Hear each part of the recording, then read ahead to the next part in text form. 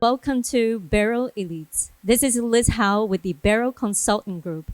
And today we're joined by Gonzalo, Gelso, and James Barnes. James and Gonzalo are building the operating system for live-generated performance, which is the real-time AI that changes how audiences experience live events. Please welcome Gonzalo and James. You describe with the Etherea as transforming performance in real time. What's the biggest wow moment you've seen from audiences experiencing with Etherea for the first time?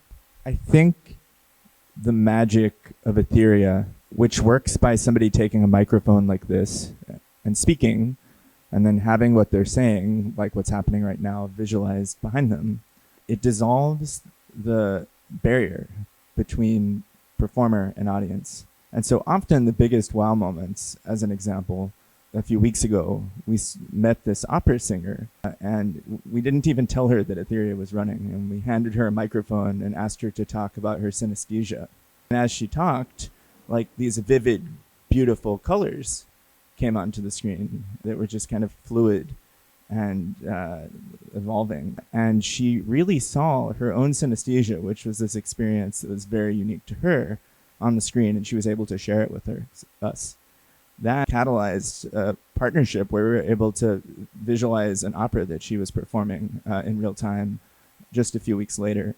And so when somebody first starts and they realize they're both the audience and the performer, it is really an amazing feeling. Yeah, I think that for a lot of creative people, we're always looking for this aha moment or this moment of realization. It's like whenever you first start learning how to ride a bicycle, you feel really good once you start getting the balance right. And sometimes when you have people who have no expectations of what's happening and they start speaking to a microphone. For example, we were at this festival and we had a huge sound bed that was vibrating to music, and Etherea was projected on the ceiling. People were laying down looking at the ceiling, and somebody said that they wanted to see a hummingbird, and one of the friends in the group just started crying because the hummingbird was the bird that represented her sister who had just passed away. And for her to be able to see this in real time, it was like an emotion that was sitting with her, that her friend was able to speak into existence and to drive like a meaningful thought that was expressed and that was like lived together. And it just brought that friend group so much closer together within that experience. It's great to be able to see that in a lot of people. Maybe they want to give someone a painting as a gift or something like that, and this is kind of like a very quick way of doing that in real time. So that was a really special moment. When something creates that kind of emotional reaction, the business question follows as always. So my next question is, from a business perspective, is Etherea primarily a platform, a venue experience, or a scalable technology product? Etherea is at its heart a technology that orchestrates many different real-time AI models to react in real time to the things that are happening. And it's intended to be used in front of people in space. And that can be live audiences, from everything from somebody reading a poem to somebody playing music, to even just having like an immersive like space where people can come in and collaborate together to create something that's completely one of a kind.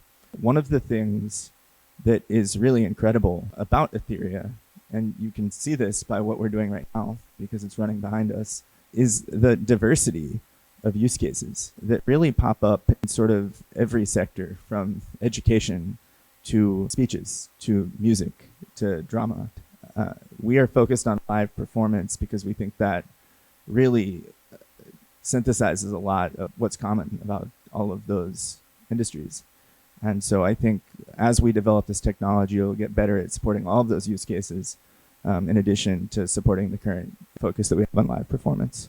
As James was saying, it's a technology that can live within a lot of different scopes, and the flexibility and the ability for it to transcend cultures has made it for us to really have a lot of different verticals that can adopt this. We can be powering entertainers who just have a story to tell. We can be powering a musician who also has a story to tell, or a presenter who has an idea to tell. So I think there's obviously these like north stars of a vision of what we want to accomplish. And for now, starting with software in smaller scales and smaller spaces allows us to experiment and to actually put this in front of people and to get a good response.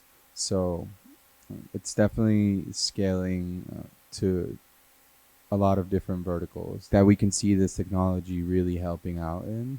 So I think that's like the most exciting part. Doing it in physical spaces just brings people together in a way that maybe wouldn't happen if you're just providing it for a single experience at home. So that's like really something special about having it in a physical space where you can now bring people together and there's like something to contribute to the conversation. One thing I think that's important to talk about with regards to the economics is how the technology that we're using right now is really cutting edge, and it's getting more expensive. And so it's hard for the average consumer to be able to experience it in a personalized way at home, because it's just like, it will eventually get cheaper. At this moment, we're in its very nascency. And so one of the coolest things, I think, both from just a product and art perspective and also from a business perspective, is that by focusing on building these live experiences that like connect both the performers and the audience, we get to expose consumers to technologies that they might otherwise have to wait years in order to have a lot of hands-on time with. And so when I get in front of the thousands of people that we've seen touring this around the world for the past few years, one of the coolest things as a creator is to be able to, and now we're building like a decent business off of it, to be able to show somebody the future for the first time and just see the look in their eyes. And that's product market fit, right? When somebody's just like, oh my gosh, I just saw something that I'd never seen before. That's a hard thing to do in this world, and I think we consistently do it. Yes, I totally agree. I like this multi-modality mindset. And with that mindset, let me ask the obvious follow-up question. So what technical or creative breakthrough made real-time generated performance possible for you right now versus a few years ago? Where do you see the platform in 3 to 5 years? I think that it is our goal to deliver an excellent experience very quickly. There's the old adage that you can have something good, fast, and cheap. Pick two. We just talked about how, we're still at the nascency, the beginning of this technology. And so we're like, how can we make this as good as we can and as fast as we can? We're experiencing right now the beginning of a whole new class of AI models known as world models. These are video models that react to sound, sight, motion, that kind of can create these generative worlds that are just infinite and keep going. So we're really at the beginning of that. This model behind us right now it came out of a research paper in September. There's just a new community of people who are even starting to think about artistic uses for real-time video, and we're sort of at the forefront of that. And everything is just getting faster. Things that used to take us 5 seconds now take us a half a second. If anybody was around the first time that you tried to, or remembers the first time you tried to make like an AI video, it may have taken 5 minutes to produce a 20-second clip. Yet behind us right now, you're seeing, visuals generate instantly nearly after we talk. This kind of explosion in real-time technologies that we're seeing, it's making things so much faster, combined with all of the possibilities of these immersive worlds, has just never been possible before. Yeah, I think we've been able to really stand on top of a lot of previous amazing work that's been done over the course of a lot of years of research, of pushing video technology, pushing image generation, and now with the access of like the accessibility of all these different AIs and the ability to be able to kind of like combine them together, try this one with that. Let's just try to improve this part of the product with a whole nother business. So this ability for us to be able to construct and orchestrate these different LLMs has been allowing us to just leap into years of development that would have taken forever. Now we have this confidence of anytime there's an obstacle, we're like, okay, cool. We know that we can create a feature that's going to solve that specific problem.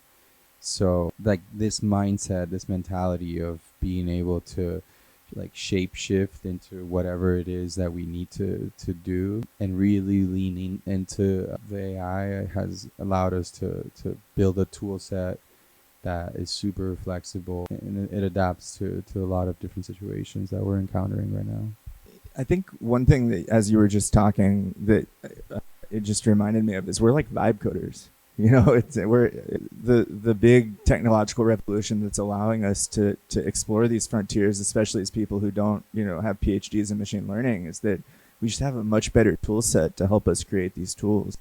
And so we're having so much fun exploring the frontier, and we have the ability to do that now in a way that, like, as Gonzo was mentioning, like we just haven't been able to do before in the past. And that's like, that's been really fun.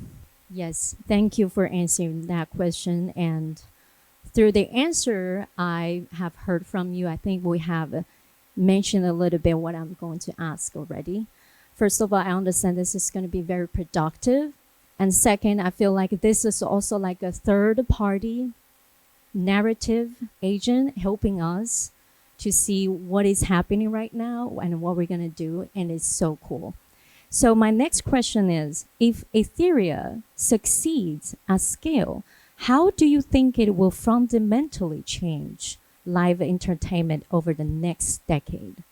I think the nature of what we're doing is that every single performance will be different. Nothing will ever be the same.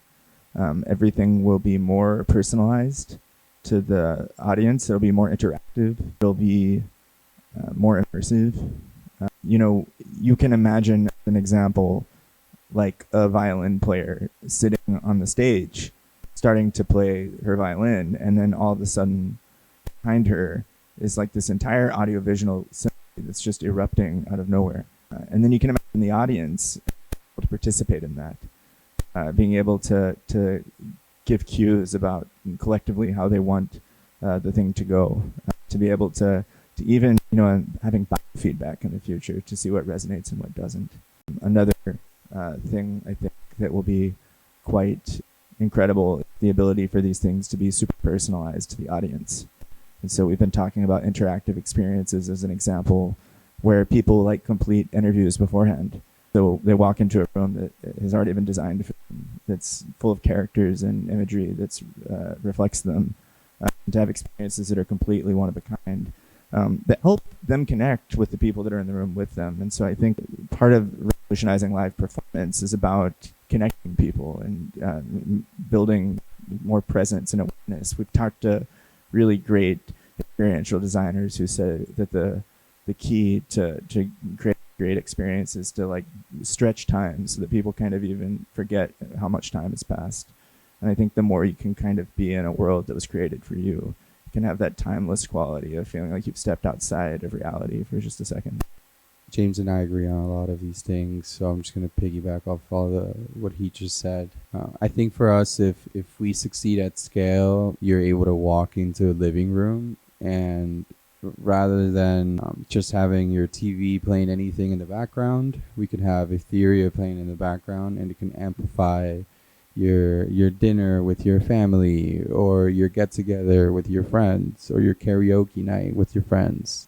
I remember when I was little, I used to sit in front of the TV and watch these videos and try to replicate the dance videos with my brother and sister. And now you see that in TikTok with all these people who try to do these like mini performances in their house dancing, and for us, I think accessibility is super important. If we can give this kind of creative confidence to a lot of people in the world, that they could literally manifest whatever they want by just using their words, we feel like it's such a low barrier to entry for so many people to start creating now, and for so many people to get these ideas from like their heads to reality, or to at least visualize what they should be working towards. So I think if we can succeed, it doesn't just mean that we're able to come up with a way to give this ability to a lot of people at scale, which right now is very expensive. But if we can figure out ways to bring that cost down, we can achieve something special. And for me, special is like a movement. We're experiencing a time right now where we need to redefine what it means to be a creative, what it means to put your energy and your attention towards something. And we believe that we have something that's able to capture people's attention and express themselves in a way that could potentially manifest different types of things that come into their lives.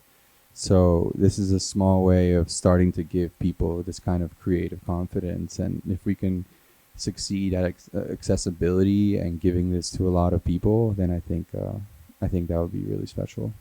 Thank you.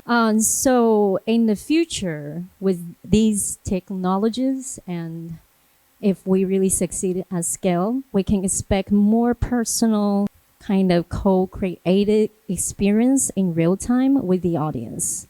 And then also it's more affordable. So, and my last question is, how could Etherea transform thought leadership like BERYL Elite conferences into cinematic, immersive experiences where speakers, ideas, and audience dynamically shape the environment in real time? I think this talk is a good example of that. As you mentioned, to have like a third-party interpreter. It's continually getting better. It's continually understanding your style and your pacing. It's able to anticipate you. It's able to jam with you. It's able to move with you. And ultimately, it's able to allow the audience to connect more deeply with the messages that you're trying to communicate. Somebody gave a talk here last night where they had their slides and they had Etherea animating their message. The audience loved it. And it was a kind of a dense topic. There were some slides that maybe were on the screen for 5 or 10 minutes, and so as the speaker went through this like dense, important material, the audience was able to stay engaged, to say, oh, like I wonder how this next concept that he's talking about is going to be represented visually. And as this gets better, the form and the function will get a lot better. And so the types of things that you might want to visualize in charts, and slides, like will just be available a lot more dynamically, more beautifully, more paced to the reality of what you're saying, and ultimately create experiences that allow people to connect much more deeply with the material. Yeah, I think as we continue to innovate and adopt these types of technologies to our workflows in different industries, some of these ideas that we have are very abstract. And for leaders to present these ideas, you want to be able to tell a cohesive story. You want to be able to kind of like have people visualize this new approach or this new concept, this new way of doing things. And sometimes these ideas are very, very abstract. And we're talking to actually a president of a university right now to help him with a tour that he has to give presentations around the future of AI and education. And he has a tour and he has a speech that's prepared for all of these places. However, he knows that there's like free will for him to kind of break the mold a little bit, and it's always going to be different. And there's an extra performer here right now. There's an extra person that's supporting what we're saying, what we're doing. So it kind of takes away sometimes this feeling of like performing alone or, being by yourself. Like now you have this extra person or this extra entity that's trying to like not hype you up but you know, like amplify your ideas and really kind of put a picture so people can understand. It's like, as you were saying, sometimes topics are dense, sometimes they're too abstract. And if you're able to capture people's attention for your presentation, they're more likely to remember what you said, right? Because they can put some sort of image to it. I think people think in pictures, and this kind of allows them to have a timeline of what you said. It's always surprising people. It's always new. So sometimes we feel like people are always trying to, people are very like, they want to be clever, right? So as soon as they understand what's going on, now they're actually paying attention to what you say to see how this is responding behind you. So again, I think it drives your engagement from the audience, and it delivers your message in a way that makes it a little bit less abstract and more fluid in imagination. Very inspiring, I would say. And thank you again, James and Gonzalo, about today's interview.